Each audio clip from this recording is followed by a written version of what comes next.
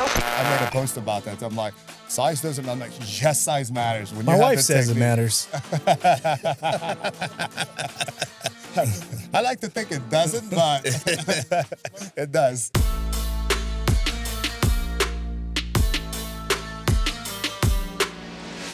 Ladies and gentlemen, welcome back to the pod. My name's Kenny, My name is Matt. and we're here with Kenny Kim. Kenny Kim, the Jiu Jitsu, one of the most popular guys in the game. Thanks for having me, guys.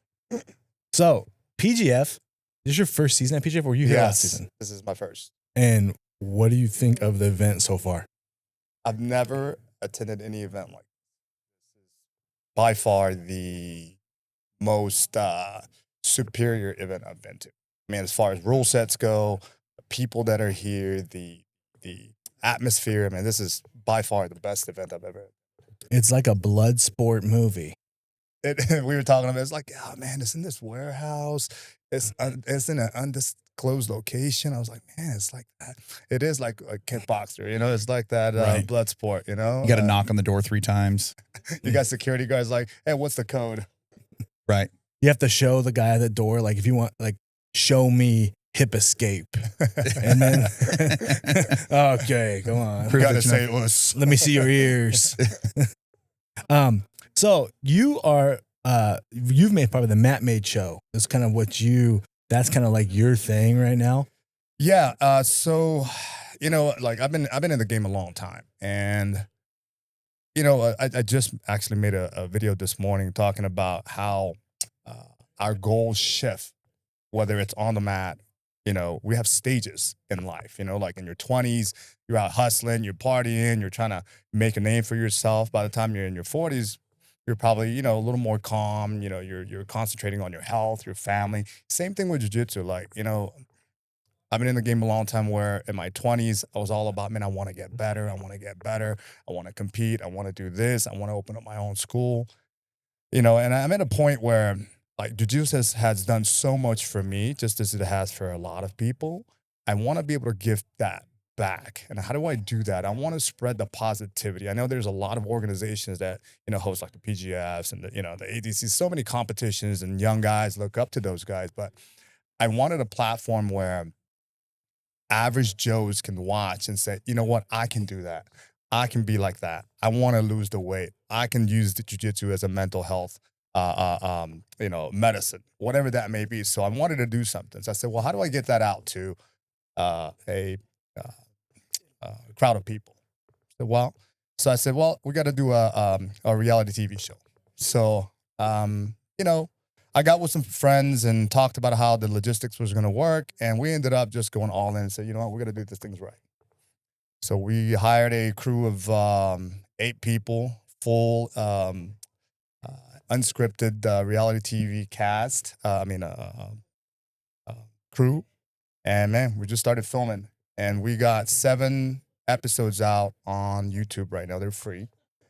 And we're in the process of trying to get a Matt Made on a major network. So I've got some producers that are working behind the scenes right now, trying to get with some, you know, networks and see if we can do season 2. But while we're doing that, we're also creating more content, like short stories of, you know, people and how they, you know, use jiu-jitsu as a triumph to get to the next level. So it's just a spreading positivity. So have you been a lifelong martial artist? I have. I started training Taekwondo when I was like 3 years old, and I've been on the mat since. And was your father, you have a relative that got you into it, or did they just put you in? So my dad basically, may he rest in peace, he basically said, you know what, you got to do this. You're a bad kid. We got to do something with your energy. So he kind of just threw me on the mats, and yeah, that was the beginning. Was there any time in your journey, at maybe as a teenager, 20, where you're like, I don't want to train anymore? Yes, 100%. I've always had a goal of like, okay, I want to do something with martial arts, right? I want to, you know, compete. I want to have a business. I want to have a school. But just like a lot of the teenagers that I see, even at my school, you know, at 15, 16, 17 years old, you know, the kids are trying to find themselves. They don't know what they want, you know? Next thing you know, you're dealing with girls, you got, you know, peer pressure, you got schoolwork, you got other sports. And so, yeah, I mean, I actually was a troublemaker. So That's why even jiu-jitsu has done even more for me. I stepped away from school. I was living out on the streets, gang life, just all the bad stuff combined Yeah. together, for a couple of years. And then once my friends started going to jail, I mean, we all went to jail, but when they started getting locked up for 10 years, 20 years, I was like, you know what? I don't think this is the right path. And so that's when I came back. I was like, I got to take this thing seriously and really use this discipline to better myself. And that was basically the beginning of the Matt Mate story. So your father, rest in peace, he looks down right now and he looks at your work and what you're doing with Matt Made and what you're doing. What do you think he tells you? You could talk to him right now. I don't think he would say anything because he was one of those guys that would never like say, hey, son, I'm proud of you. Or he's like this old traditional Korean guy that just be like, he'll just do one of these little taps and be like, gives you the look. I mean, when he gives me that look, I know that he's super proud of like what I have accomplished, not only for myself, but for our family and, the legacy that I'm going to leave with my son. Awesome. And do you, as you as a father, are you a little more of like, especially teaching kids and in the martial arts, you're a little more the way you handle your son, different than the way your father handled you? Are you more of like, attaboy, hugs, you're doing great? Yes, 100%. Complete, because they said it takes one generation to change the rest, right? Mm-hmm. And so I think I'm that change because I know how my father raised me. And it was love. It was everything that I would want as a kid, right? But the missing pieces was like, and he even said this, if I've never been loved, how can I show love or tell you I love you? Right. And so when I heard that, I was like, wow. I knew he loved me. He never said it, never once in my life that I love you. But he showed me in other ways. Do you think his admission of that was kind of the catalyst for you as a father to? Yeah. So my son is kind of annoyed because he's 7, almost 8. So every day I'm like, come here, give me a hug. Oh, yeah. He's just kind of doing the zombie walk towards me. I'm like, I love you. He's like, I'm like, hey man, I want to hear it back. And I give him a kiss. Sometimes we're out. I'm like, come here, give me a kiss. He's like, it's cool to see the perspective from Kenny and I. Our fathers are not very good. We're non-existent fathers. So we've used that as fuel to become good dads. You had a good dad, but still, even having a good provider and the love was there through his actions, may not his reactions, right? You still found fuel from that to be a better man. Right. I mean, it was all the unspoken actions was what taught me. Right. I mean, again, I love my father. He was a great man. Obviously, there's flaws, like there's stuff that I wish he would have been better.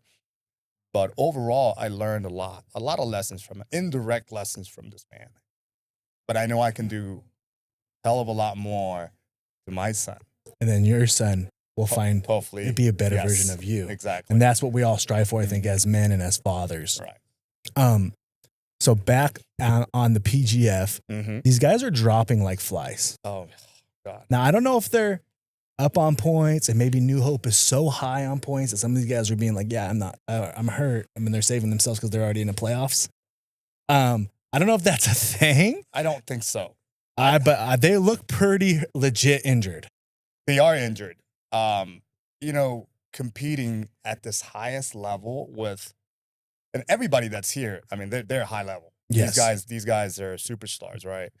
Competing 3 matches per day against these dudes. That's not an easy feat.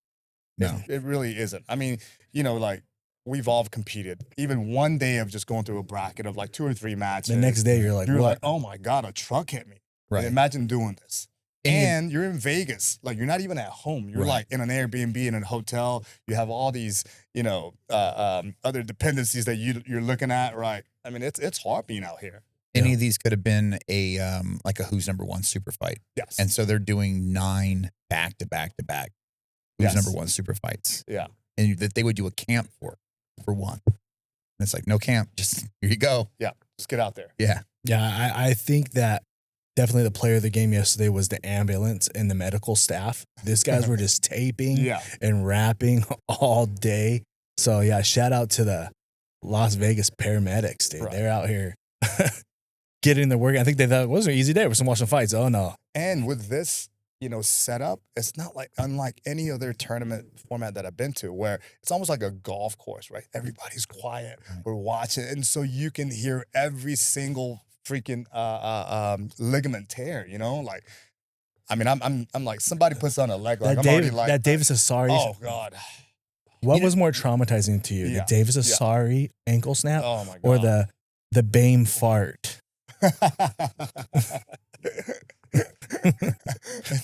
It's quiet in here, definitely. It's definitely quiet. We got anything, Kenny? I was saying, as far as the tone of the audience and whatnot, I guess my only gripe is I wish that there would be more clapping when the athletes are coming out. Like, really hype these guys up as they're coming out. Like, some guys get claps, some guys get a little less claps. Like, there's not many people here. Everybody should push these guys. You know what I mean? Like, towards like the third round, it's a long night. Yeah. It's a long night. I think it's a long night for everybody.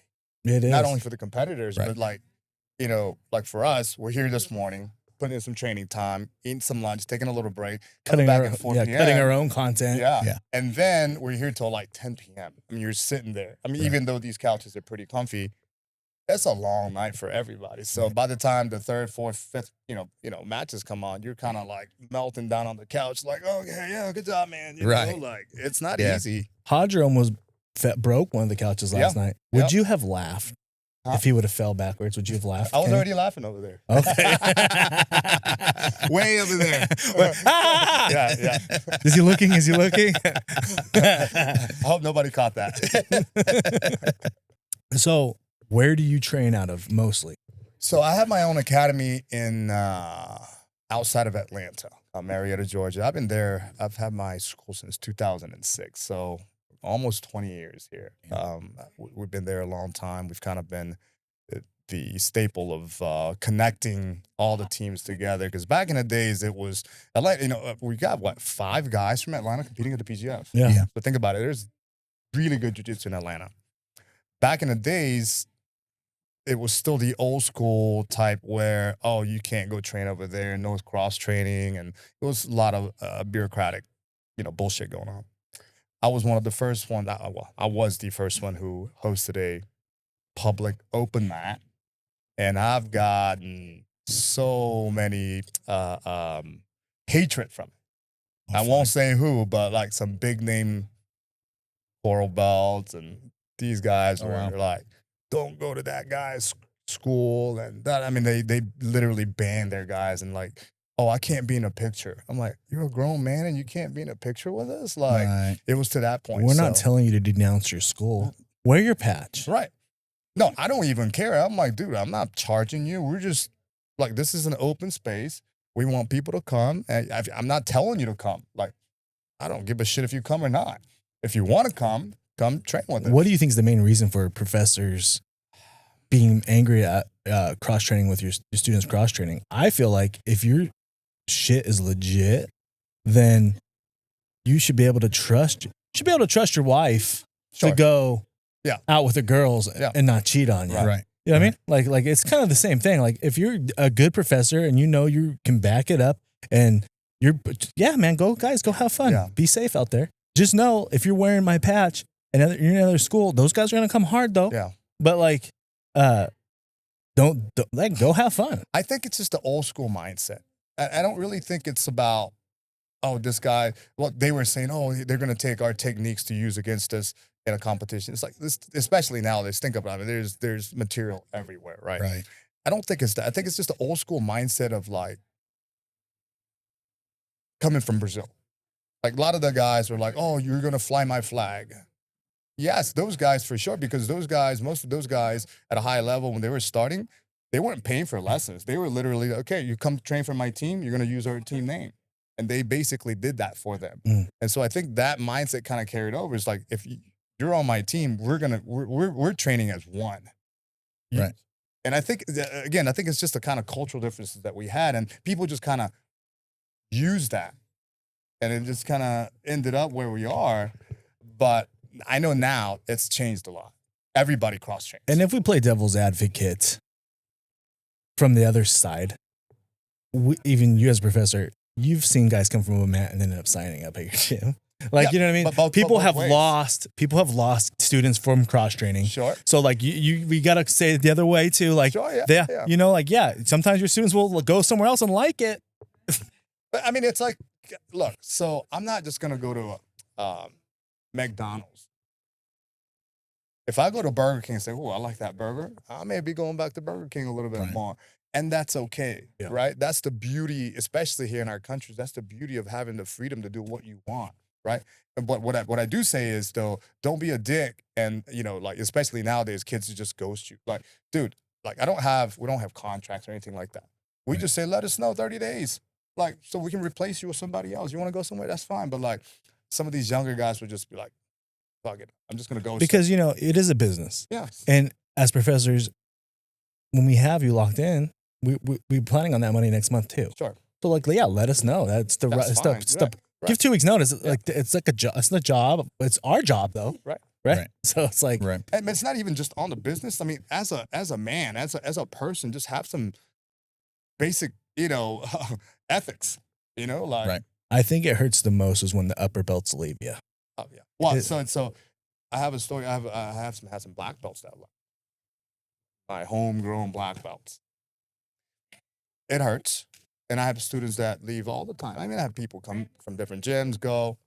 I'm at a point where, and I try to tell this to my instructors. I said, we get attached. I said, but let's not get attached beyond the mats.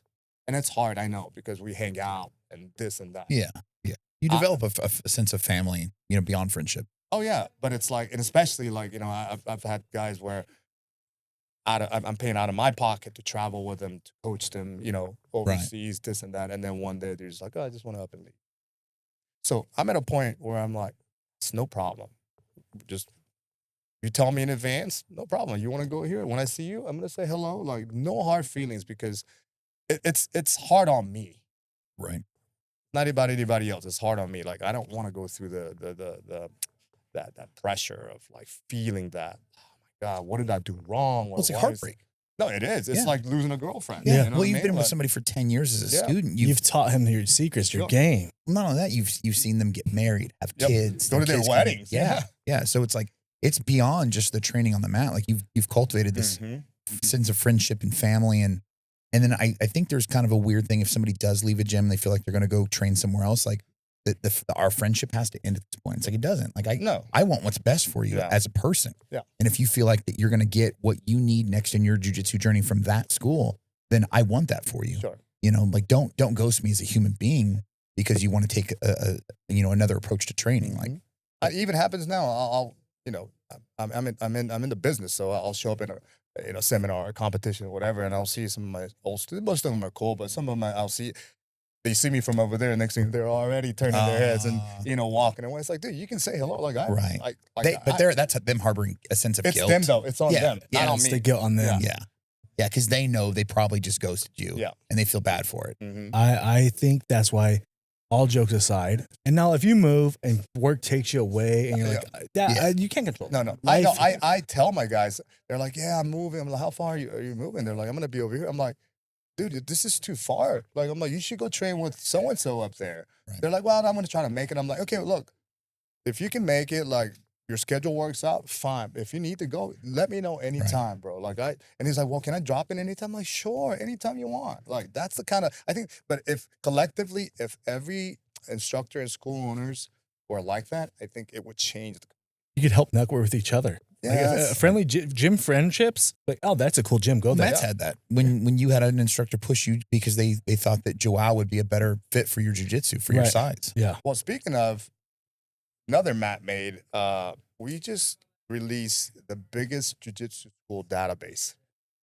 If you go to mattmade.com, I'll show you. And it's tracked in geolocation, meaning whatever city you're in, On it'll your phone. it'll track you. So boom. mattmade.com or findyourmat.com. Okay. Best gyms in Paradise, Nevada. Oh, wow. And then you see, why should I start? And this is for like beginners. Or this is how it works. You see all the gyms around the area. And then you can put in whatever you want. Let's just say, I'm going to put in my zip code, 30064. So zip code, city, name, it doesn't matter. Boom. We found four results. Kenny Kim BJJ, verified. So now you can get your school verified. And whenever you go to the visit gym, you'll have all of their info. That's pretty cool. And so if you're traveling, yeah, you pull up mattmade.com. I'm here, geolocation. It'll pull up all the schools you can visit. So the hours, do whatever you want, yeah. Right. Or if it's a new person watching one of our stories that says, wow, that's inspiring, I want to do that. And they go to mattmade.com. It already has their city that here's however many schools, pick one. Yeah. And so now schools can actually reach out and get their schools verified. Yeah, we have, this is the schedule we have. This is what we have. This is, you know, and now we're connecting the students to schools to brands. Like, I know some of the brands, you know, start working with us and, you know, we're going to start promoting them too. So it's, again, it's all about spreading jiu-jitsu. That's great. But I think that's why purple belt, jokes aside, is the belt. Because once your professor gives you a purple belt, I think white, I used to always say white, but I think white and blue, you can explore and find your gym. That's your gym. Yes. But once a professor gives you a purple belt, that means he's like, just stay with me. You're going to be a black belt for me someday. Like, you're my guy, dude. Like, you're a purple belt now. That's like, about, you know, like minimum 3 years in. Yeah. You know, 3-4 years you're in. Like, dude, I like you. Like, you're my purple belt. Like, I actually know your name. I know what your kids. You know, like, you're here now. You're like, you're my guy. Like, I feel like purple belt is the belt. Like, if you're leaving your professor from purple belt and beyond, like, it's gotta be a legit reason. It cannot be like, and then on the flip side, the instructor, the school owner, the professor needs to be professional, and they need to be, not the dicks. You know what I'm saying? Sometimes it's that I know how it is. Students leave because, man, the professor is always like putting them down. You know, like not being professional. Like that shit doesn't fly. Like if That's I was just a bad gym student, culture. right, I would leave too. Yeah. You know, I would ghost them too. Yeah. You know, but when you have, let's say, a successful school of like, you know, like we have almost 400 students at our school. Like, we're doing something right where these guys are staying. And of course, you're going to have a handful of people that are going to leave, and which is fine. But again, no bad vibes. Being a smaller black belt, what are some of the biggest obstacles you have when, like, say, a big football player type guy comes in and you're like, you got to show him jiu-jitsu works. Yes. Right? And I played for the Atlanta Falcons. Yeah. You know what I mean? Like, I have a guy that's, he was a defensive end for the Georgia Tech. Yeah. And I have another guy from South Africa who was a professional rugby player. He's 290 and like 6'4" and a box. And then can beat us in a foot race too. Like, athletic. You know what I mean? Nicest guy ever. But, you know, like, what I do with him is I always tell the guys, I said, look, size does matter. And, but I can tell you that you cannot submit me. Winning is different. Right. It's a different kind of win, right? And then, so I'll tell him, like, well, just try to pass my guard first. And then maybe we'll spend a couple minutes. That's it. After that, they're pretty guys. And after that, I can kind of do what I want. Climb on them, right? Right. You have to cook now, them. if they have the skills, it's a different story. Right. And I made a post about that. I'm like, size doesn't, I'm like, yes, size matters. When my you wife have says it matters. I like to think it doesn't, but it does. Well, there's 25. It's been an honor, brother. You are a legend. I never thought I'd have a chance to talk to you because you're so far away. And I'm so glad that the PGF made this happen. So shout out PGF for making these contacts happen. Shout out BMAC. We appreciate all the opportunity. And man, it's been an honor. And you think what I'm thinking, Kenny? Aim for the bushes. Aim for the bushes. My name is Matt at Oast Nation BJJ. Follow us on all the socials, Discord, Spotify. Top 5, guys. Top 5 in the country. This will be a YouTube exclusive. So it'll be up later this afternoon. Follow Kenny at Freak Party BJJ. We'll post a TikTok, all that good stuff. Mr. Kim, where can they follow you? At Kenny Kim BJJ in all channels, YouTube, TikTok, Insta, Kenny Kim BJJ. All right, guys. We'll see you tomorrow. Os.